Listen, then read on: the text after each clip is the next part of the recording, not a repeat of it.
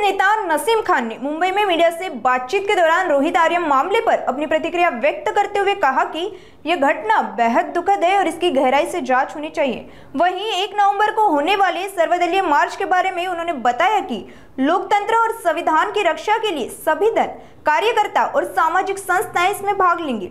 मतदाता सूची में गड़बड़ी उजागर होने के बावजूद प्रशासन और चुनाव आयोग की ओर से कार्रवाई न होने पर विरोधी दलों को यह कदम उठाना पड़ा। ती जी घटना घडली खूप दुर्दैवी घटना आहे आणि या घटनाची सखोल चौकशी झाली पाहिजे ही आमची सर्वांची मागणी आहे।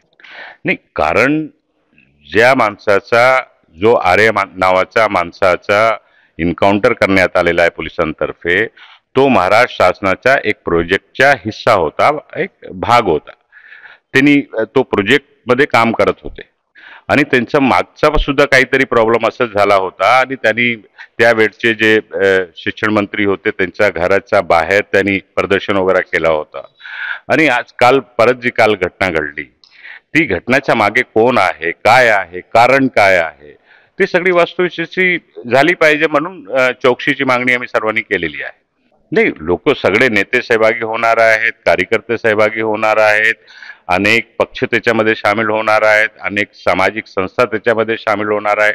कारण ह्या देशाच्या लोकशाही आणि संविधान वाचवण्याचा प्रयत्न आहे। ज्याप्रमाणे मतदार यादीमध्ये दुबार नाव, तिबार नाव येत आहे, एक एक खोलीमध्ये 100-100, 150 लोकांचं नाव दिसून येत आहे आणि त्याची तक्रार सुद्धा राज्याच्या निवडणूक आयोगाने आम्ही परवानी सर्वपक्षीय लोकांनी भेटून त्यांच्या समोर सगळी वस्तुस्थिती आणली होती, परंतु आजपर्यंत त्याच्यावर कुठलीही प्रकारची कारवाई केली नसल्यामुळे लाइलाजाने सर्व विरोधी पक्षांना याच्यासाठी मोर्चा काढण्याची तयारी करायला लागली। म्हणून आम्ही लोकशाही पद्धतीने ह्या उद्याचा मोर्चा काढत आहोत।